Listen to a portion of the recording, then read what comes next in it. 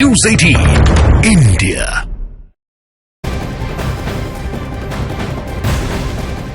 कच्चा चिट्ठा की शुरुआत इस वक्त की सबसे बड़ी खबर के साथ। बहुत अहम खबर, गुरुवार को फ्रांस के राष्ट्रपति इमैनुअल मैक्रों भारत आ रहे हैं। उनके दौरे की शुरुआत जयपुर से होगी और इस दौरान प्रधानमंत्री नरेंद्र मोदी भी उनके साथ जयपुर में होंगे। इस दौरान इमैनुअल और प्रधानमंत्री नरेंद्र मोदी जयपुर में रोड शो भी कर सकते हैं। हवा महल के सामने दोनों का शाम की चाय पीने का भी खास इंतजाम यहां पर किया गया है। तो जयपुर के बाद इमैनुअल मैक्रों दिल्ली आएंगे। इमैनुअल मैक्रों के भारत दौरे को लेकर इस वक्त पाकिस्तान और चीन दोनों बहुत परेशान है, बेहद खौफजदा भी कहे जा सकते हैं। इसकी दरअसल वजह जयपुर वाली मीटिंग नहीं है, बल्कि दिल्ली में होने वाली बड़ी डील है, जिसकी वजह से पाकिस्तान और चीन की सेना को चौकन्ना रहने का ऑर्डर तक मिला।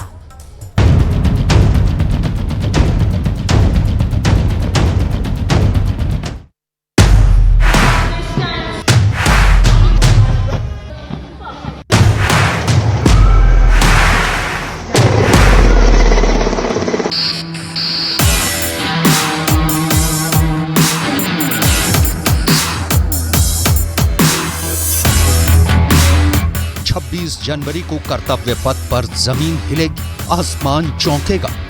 भारत के बड़े हथियारों को देखकर दुश्मन कांपेगा। सवाल है कि वो कौन से टॉप 10 हथियार हैं जो 26 जनवरी की परेड में भारत दिखाने जा रहा है।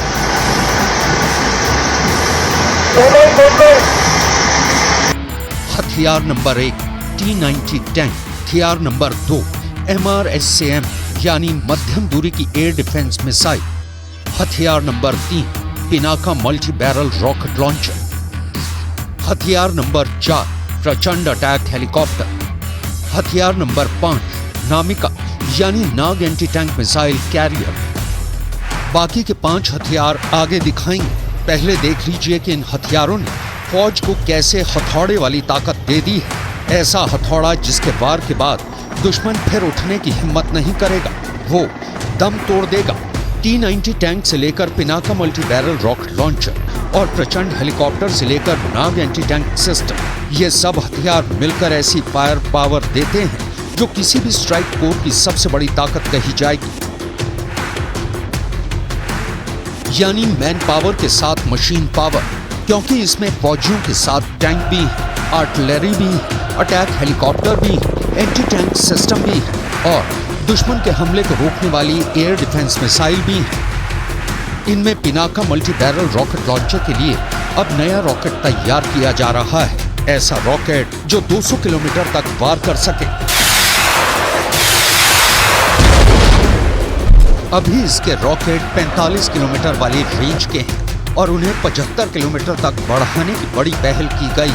लेकिन पिनाका जब 200 किलोमीटर तक हमला करेगा तो ये किसी मिसाइल लॉन्चर से कम नहीं होगा, ठीक वैसे ही जैसे अमेरिका का हाईमार्स मल्टी रॉकेट सिस्टम है। गणतंत्र दिवस पर LCH भी उड़ेगा, यानी प्रचंड अटैक हेलीकॉप्टर। ये जमीनी टारगेट, हवाई टारगेट दोनों पर हमला कर सकता है। इसमें एंटी टैंक मिसाइल भी लगी, रॉकेट भी लगे और एयर टू एयर मिसाइल भी लगी हुई है। यानी ये गोली भी बरसाता है, ये रॉकेट की बौछार भी करता है, ये गाइडेड मिसाइल से भी हमला करता है। टैंक तो टैंक ये दुश्मन के हेलीकॉप्टर और ड्रोन के अलावा एक रेंज तक उसके विमानों को भी मार सकता है। इन सब के साथ टैंक पावर में सबसे फुर्तीले T-90 पर भी सबकी निगाहें। भारत के पास 4000 से ज्यादा टैंक हैं और इनमें सबसे ज्यादा तादाद T-72 टैंक की है, यानी करीब 2500। भारत के पास करीब 1500 T-90 टैंक है, जबकि अर्जुन टैंक की तादाद 124 से 150 के बीच है। टैंकों की तादाद या इनको आधुनिक बनाने के लिए लगातार काम चल रहा है, क्योंकि भारत के दो पड़ोसी मुल्क चीन और पाकिस्तान की कारस्तानियों का लेखा जोखा धोखे वाला है। इसलिए गणतंत्र दिवस पर बड़े हथियार दिखाए जाते हैं, बड़े खतरनाक फाइटर जेट उड़ाए जाते हैं। इस बार भी वायुसेना 54 विमानों के साथ दिल्ली के आसमान को उस तूफानी गड़गड़ाहट से भर देगी जिसकी गूंज इस्लामाबाद और बीजिंग तक पहुंचेगी। इस बार भी 26 जनवरी से पहले उत्तर भारत में तमाम एयरबेस बहुत ज्यादा एक्टिव है। अंबाला से लेकर सिरसा और आदमपुर से बरेली तक बहुत हलचल है। ये वो एयरबेस हैं जो पाकिस्तान और चीन दोनों के खिलाफ सबसे खास एयरबेस माने जाते हैं। हर तरफ तैयारी देखने लायक है, इसलिए अब बाकी के 5 हथियार भी देख लीजिए जो गणतंत्र दिवस की परेड में दिखाए जा रहे टॉप 10 वेपन सिस्टम में शामिल हैं।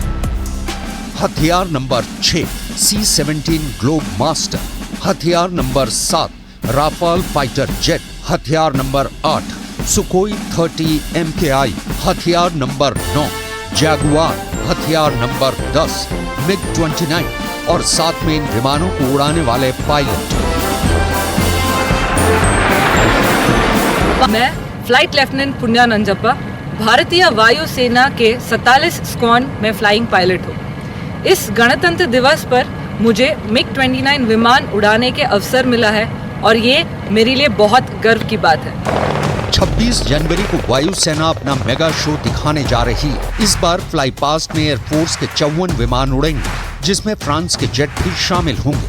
भारतीय वायुसेना से 29 विमान तो फाइटर जेट होंगे, 8 ट्रांसपोर्ट विमान होंगे, 13 हेलीकॉप्टर होंगे। वायुसेना ने खास तौर से बताया है कि इस बार एयरफोर्स के विमान बायोफ्यूल वाले ईंधन की ताकत से उड़ेंगे। इस बार फ्लाई पास में महिला शक्ति देखने को मिलेगी। 15 महिलाएं इस बार विमान उड़ाएंगी और इनमें 6 महिलाएं तो फाइटर जेट पर होंगी। इस बार गणतंत्र दिवस पर पूरा फोकस महिला शक्ति पर है। कर्तव्य पथ पर इस बार महिलाओं का ट्राई सर्विस दस्ता मार्च करेगा, यानी इस दस्ते में आर्मी, एयरफोर्स और नेवी, सेना के तीनों अंगों से महिलाएं शामिल होंगी। सबसे पहले नारी सशक्तिकरण आप देखेंगे कि महिलाओं का संख्या इस बार सभी चीजों में कर्तव्य पथ पर, चाहे वो मार्चिंग कॉन्टिंजेंट्स हो, आर्मी, ट्राई सर्विसेज, उसके साथ CAPFs, उसके अलावा इवन मोटरसाइकिल जो शो होगा उसमें आप सिर्फ महिलाओं को देखेंगे। इन सब के अलावा कुछ ऑल टेरेन व्हीकल हैं जो इस बार कर्तव्य पथ पर परेड का हिस्सा बनेंगे। बड़े बड़े टायर वाली ये गाड़ियां बुलेट प्रूफ हैं। ये ऐसे इलाके में जा सकती हैं जहां गुजरना आसान नहीं। जंगलों में, खेतों में एनकाउंटर के दौरान ये गाड़ियां काम आएंगी। दिल्ली के हर खास कोने पर पुलिस की नजर, CCTV एक्टिव है। 24 घंटे मॉनिटरिंग हो रही है, क्योंकि 26 जनवरी ऐसा मौका है जब भारत की राजधानी दिल्ली आतंकवादियों के टारगेट पर भी होती है। इस वक्त दिल्ली की सुरक्षा इतने लेवल पर बढ़ा दी गई है कि पूरी राजधानी का दृश्य किले की तरह नजर आ रही है। दिल्ली में हर खतरे से निपटने की तैयारी है। ये तैयारी जमीन पर भी है, आसमान में भी है, पानी पर भी है। दिल्ली में यमुना के आसपास भी नजर रखी जा रही है और इसके लिए बोट पेट्रोलिंग 24 घंटे जारी है। दिल्ली में गणतंत्र दिवस के मौके पर सुरक्षा के चाक चौबंद इंतजाम किए जाते हैं, जिसमें दिल्ली पुलिस का सबसे बड़ा सहयोग रहता है। और आप तस्वीरों में देखेंगे ये जो पुलिसकर्मी है ये पेट्रोलिंग कर रहे हैं यमुना के ऊपर। जो पूरा रूट आपको दिखाई दे रहा है ये बुराड़ी को जाने वाला नॉर्थ जिले का रूट है और मेरे इस तरफ नॉर्थ ईस्ट डिस्ट्रिक्ट है और दोनों जिलों ने खास तौर से इस तरह के चौकसी के इंतजाम रखे हुए हैं। हालांकि आतंकवाद के सप्लायर पाकिस्तान पर नजर रखने के लिए POK को लगातार मॉनिटर करने की जरूरत है और LOC पर यह काम सेना लगातार कर रही है, 24 घंटे कर रही है। मौसम कैसा भी हो, बर्फ हो या फिर मुश्किल से मुश्किल हालात, ये जम्मू कश्मीर में गुरेज सेक्टर की तस्वीरें हैं और यहाँ राइफल लेकर दुश्मन पर नजर रखने के अलावा कोई रास्ता नहीं है। सर्वेलेंस इक्विपमेंट है, इसकी सहायता से हम रात को ऑब्जर्वेशन कर सकते हैं, दुश्मन की एक्टिविटी का नोट कर सकते हैं सर। इससे साफ दिखाई देता है, आगे के 400-500 मीटर तक हम दुश्मन को ऑब्जर्व कर सकते हैं सर। रूस में बनी ड्रैगुनोव स्नाइपर राइफल लेकर ये जवान दिन रात ऐसी पोजीशन में रहते हैं। यही वजह है कि घुसपैठ काबू में रहती है और इसका असर दिल्ली पर भी पड़ता है, क्योंकि LOC से घुसपैठ नहीं तो समझ लीजिए कि आतंकवादियों की एंट्री नहीं। हम 72 घंटे तक जंगल में रहते हैं और दुश्मन के ऊपर निगरानी करते हैं और जो भी दुश्मन की एक्टिविटी होती है वो अपने कमांडर को फॉरवर्ड करते हैं। इन्फिल्ट्रेशन जो भी रूट है उन पे सभी पे हमने स्नाइपर तैनात किए हुए हैं। इस वक्त कश्मीर से लेकर कन्याकुमारी और गुजरात में भुज से लेकर अरुणाचल प्रदेश के आखिरी कोने तक लगातार पहरा दिया जा रहा है, जमीन पर भी और आसमान में भी।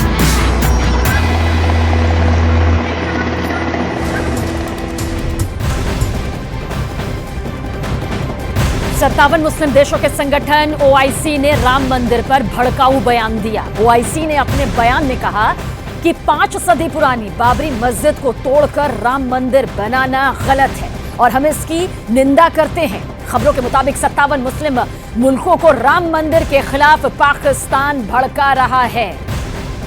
रामलला की प्राण प्रतिष्ठा होते ही 57 मुस्लिम मुल्कों से बने ओआईसी में हड़कंप मच गया। बौखलाए ओआईसी ने राम मंदिर पर बवाली बयान देकर हिंदू संगठनों को नाराज कर दिया। बाबरी मस्जिद को लेकर जहां ओआईसी का प्यार उमड़ रहा है, उबाल मार रहा है, तो वहीं दूसरी तरफ राम मंदिर से ओआईसी का बैर साफ साफ देखा जा सकता है।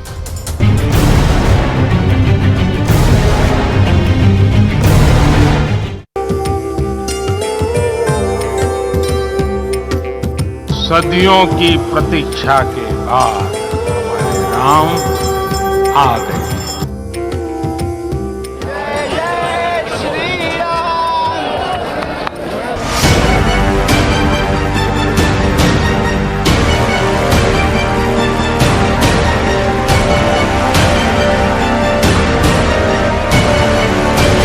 राम मंदिर के विरोधी 57 मुस्लिम देश।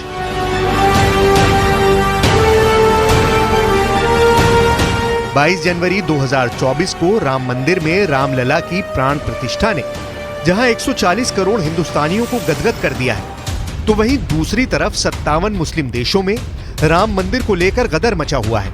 हद तो तब हो गई जब ओआईसी यानी 57 मुस्लिम देशों के संगठन ऑर्गेनाइजेशन ऑफ इस्लामिक कॉरपोरेशन ने अयोध्या में राम मंदिर निर्माण पर आपत्ति जाहिर करते हुए कहा कि पहले बाबरी मस्जिद खड़ी थी। भारतीय शहर अयोध्या में जिस जगह पर पहले बाबरी मस्जिद ढाई गई थी, वहीं राम मंदिर का निर्माण और इसकी प्राण प्रतिष्ठा गंभीर चिंता का विषय है। ओआईसी इन कदमों की निंदा करता है जिनका लक्ष्य बाबरी मस्जिद जैसे महत्वपूर्ण इस्लामिक स्थलों को मिटाना है। बाबरी मस्जिद उसी स्थान पर 5 सदी तक खड़ी थी। ओआईसी को बाबर से प्यार, राम मंदिर से नफरत। अयोध्या में भव्य राम मंदिर निर्माण और रामलला की प्राण प्रतिष्ठा से एक दो नहीं बल्कि पूरे 57 मुस्लिम देशों को मिर्ची लगी है। इससे पहले पाकिस्तान ने भी प्राण प्रतिष्ठा समारोह पर सवाल उठाए थे और कहा था कि यह भारत के लोकतंत्र पर धब्बे की तरह बनेगा। ओआईसी ने राम मंदिर का विरोध करके एक बार फिर यह साबित कर दिया है कि ओआईसी भारत के धार्मिक और संवेदनशील मुद्दों पर बयान देकर खुद को मुस्लिमों का मसीहा साबित करना चाहता है। इससे पहले 57 मुस्लिम देशों के संगठन ओआईसी ने जम्मू कश्मीर से 370 हटाने की निंदा की थी और इसे भारत का एक तरफा फैसला बताया था। 22 जनवरी से अब तक लाखों राम भक्त रामलला के दर्शन कर चुके हैं। अयोध्या की तस्वीरें देखकर पाकिस्तान दहाड़े मारकर रो रहा है। 57 मुस्लिम देशों वाले संगठन ओआईसी में पाकिस्तान भी शामिल है, जो बार बार सऊदी अरब पर दबाव डाल रहा था कि वो ओआईसी के जरिए राम मंदिर के खिलाफ अंतर्राष्ट्रीय स्तर पर सख्त कदम उठाए। इधर देश में कई हिंदू संगठनों ने राम मंदिर का विरोध करने पर ओआईसी की कड़ी निंदा की है। पहले बाबर आया या पहले राम है? पहले तो वहाँ पर मंदिर था, बाबर के समय उसको तोड़ दिया गया और बाबरी मस्जिद बना दिया गया। मेरा जो राम मंदिर था, हम लोग अपना राम मंदिर को पुनः वापस ले लिए। वहाँ जो है जबरदस्ती का मस्जिद बनाया गया। बाबरी मस्जिद नहीं था, बाबरी मस्जिद वो कह रहा है बाबरी मस्जिद हमारा वो सनातन मंदिर था। मैंने उसको जीर्णोद्धार किया हूँ, मैं उसको बनवाया हूँ, नए सिरे से उसको मैंने बनाया है। ओआईसी का दोहरा चरित्र, मंदिर का विरोध, मस्जिद का समर्थन।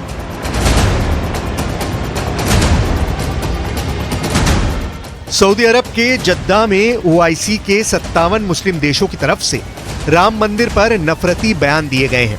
लेकिन हैरानी की बात तो यह है कि यही ओआईसी राम मंदिर बनने का विरोध कर रही है।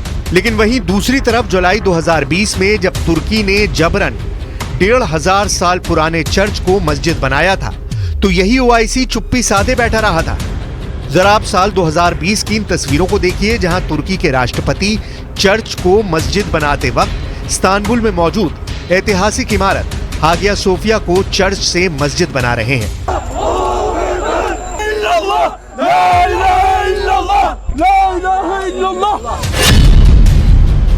बाईस जनवरी 2024 को पीएम नरेंद्र मोदी की यजमानी में रामलला की प्राण प्रतिष्ठा हुई। देश से लेकर दुनिया भर में राम मंदिर को लेकर जश्न मनाया गया। तो वहीं जुलाई 2020 में तुर्की के राष्ट्रपति रेचेप तैयब अर्दोआन ने इस्तांबुल के ऐतिहासिक हागिया सोफिया चर्च को दोबारा मस्जिद में बदलने के आदेश दे दिए थे, जिसके बाद चर्च को मस्जिद बनाया गया था। वहीं 500 साल के भीषण संघर्ष और कानूनी लड़ाई के बाद सुप्रीम कोर्ट के आदेश पर अयोध्या में राम मंदिर बनाया गया। कोर्ट आदेश पर अयोध्या में ही 5 एकड़ से ज्यादा जमीन मस्जिद के लिए भी दी गई। राम मंदिर बनाते वक्त सभी पक्षों की भावनाओं का पूरा ख्याल रखा गया है, जबकि तुर्की में 1500 साल पुराने चर्च को तुर्की के राष्ट्रपति रेचेप तैयब अर्दोआन के इस्लामिक जुनून के चक्कर में मस्जिद बना दिया गया। साल 2020 में चर्च को मस्जिद बनाते वक्त राष्ट्रपति रेचेप तैयब अर्दोआन ने पूरी दुनिया में ये साबित करने की कोशिश की कि वही इस्लामिक मुल्कों के सबसे बड़े खलीफा हैं जो चर्च को मस्जिद में बदल सकते हैं। हैरानी की बात तो ये कि लगभग 4 साल के अंदर ही 57 मुस्लिम मुल्कों से बनी ओआईसी का दोहरा चरित्र सामने आ चुका है। जहां अयोध्या में बने राम मंदिर का ओआईसी विरोध कर रहा है, तो वहीं दूसरी तरफ तुर्की में चर्च को मस्जिद बनाने पर ओआईसी ने अभी तक चुप्पी साध रखी है। 57 देशों के मुस्लिम संगठन ने राम मंदिर का विरोध करके दुनिया भर के हिंदू संगठनों को नाराज कर दिया है। हैरानी की बात यह है कि जहां ओआईसी राम मंदिर बनने का विरोध कर रहा है, वहीं जब तुर्की ने जबरन एक चर्च को मस्जिद में तब्दील कर दिया, तो ये तुर्की के कदम पर ओआईसी चुप्पी साधे बैठा रहा था। आप हागिया सोफिया चर्च के बारे में भी जान लीजिए। देखिए, जहां एक तरफ ओआईसी राम मंदिर के निर्माण का विरोध कर रहा है, पुरजोर विरोध सामने आ रहा है, तो वहीं आज से 4 साल पहले तुर्की में चर्च को मस्जिद बनाते वक्त ओआईसी ने चुप्पी साध रखी थी। पूरी डिटेल इस वक्त आपके सामने हम कच्चा चिट्ठा के जरिए देने जा रहे हैं। दरअसल करीब 1500 साल पुराने हागिया सोफिया चर्च को तुर्की के राष्ट्रपति एर्दोआन ने साल 2020 में मस्जिद बनवा दिया था। तुर्की ने 1500 साल पुराने चर्च हागिया सोफिया को पहले चर्च से मस्जिद बनाया था। यह तुर्की की दरअसल पहली बड़ी चाल थी जो कुछ इस तरह से सामने आ गई थी। वहीं इसके बाद साल 1930 के दशक में मस्जिद को दोबारा से म्यूजियम में तब्दील कर दिया गया। यानी जो मस्जिद था वो फिर से म्यूजियम बन गया था। यह वक्त तुर्की के लिए बेहद मुश्किल वक्त रहा, बेहद कठिन दौर से वो गुजर रहा था। लेकिन साल 2020 में देखिए, साल 2020 किस तरह से खास रहा, क्योंकि इसी साल में दोबारा से म्यूजियम को फिर मस्जिद बना दिया गया और इस तरह से 1500 साल पुराना हागिया सोफिया चर्च पहले मस्जिद बना, फिर म्यूजियम बना, उसके बाद दोबारा से साल 2020 में मस्जिद बन गया। दरअसल ऐसा दावा किया जाता है कि साल 2020 का चुनाव जीतने के लिए राष्ट्रपति एर्दोआन ने म्यूजियम बन चुके चर्च को मस्जिद बनवाया था, क्योंकि उन्होंने चुनाव में अपने समर्थकों से चर्च को मस्जिद बनाने का वादा किया था। ओआईसी को बाबर से प्यार, राम मंदिर से नफरत।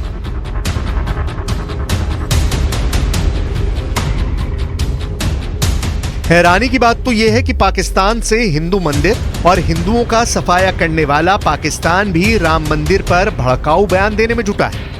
रामलला की प्राण प्रतिष्ठा के बाद से पूरे पाकिस्तान में मातम जैसे हालात हैं। ये चीज समझ नहीं आती मुझे कि अगर यहाँ पर कोई मंदिर बनता है तब भी मुसलमानों पे जुल्म होता है, अगर डेवलपमेंट होती है तब भी मुसलमानों पे जुल्म होता है, अगर कश्मीर की बात मतलब उठती है तो तब भी मुसलमानों पे जुल्म होता है। तो मुझे समझ नहीं आ रहा कि हो किन मुसलमानों पे जुल्म रहा है, क्योंकि हम भी तो मुसलमान हैं, हम पे तो कोई जुल्म नहीं हो रहा है। मंदिर वहां बन रहा है, पाकिस्तान में अलग लोगों की जल रही है, पाकिस्तान में अलग सरकार की जल रही है। बाकी सारे मंदिर भी बनेंगे, ये बहुत जरूरी है। तो बधाई हो तमाम हिंदुस्तानियों को, मुसलमान, सिख, हिंदू, पारसी जो भी हैं, कि ये एक बहुत अजीम काम होने जा रहा है। और उसके लिए मैं सिर्फ इतना कहूंगा कि जय श्री राम। हमारे पुरखों की हुई भयानक गलतियों, जुर्मों, जराइम में से ये एक छोटा सा करेक्शन हुआ है। हैरानी की बात तो यह है कि जहां दुनिया के 57 मुस्लिम मुल्कों का संगठन OIC राम मंदिर का विरोध करने में जुटा था, तो वहीं दूसरी तरफ America, Australia, France, Mauritius, Taiwan समेत दुनिया के 55 देशों में राम मंदिर को लेकर जमकर जश्न मनाया गया। न्यूयॉर्क टाइम्स स्क्वायर से बॉस्टन तक पूरे रास्ते पर राम मंदिर में प्राण प्रतिष्ठा समारोह का जश्न मनाया गया। वॉशिंगटन और सैन फ्रांसिस्को में कई कार्यक्रम हुए। ऐसे हालात में सवाल उठ रहे हैं कि आखिर OIC को भारत के राम मंदिर पर ऐतराज क्यों है, जो संवैधानिक और कानूनी तरीके से बना है। भारत के कई मुस्लिम संगठनों ने OIC के बयान की निंदा की है। OIC ने जो बयान जारी किया है वो बयान से हम इत्तफाक नहीं कर सकते और न भारत का मुसलमान इत्तफाक कर सकता है। कुछ जानकारों के मुताबिक OIC में शामिल सभी 57 देश राम मंदिर का विरोध भी नहीं कर रहे हैं, लेकिन संगठन में होने की वजह से साथ देना इनकी मजबूरी है। अब देखना होगा कि राम मंदिर पर OIC बयान तक सीमित रहेगा या फिर भारत इस पर सख्त प्रतिक्रिया देगा।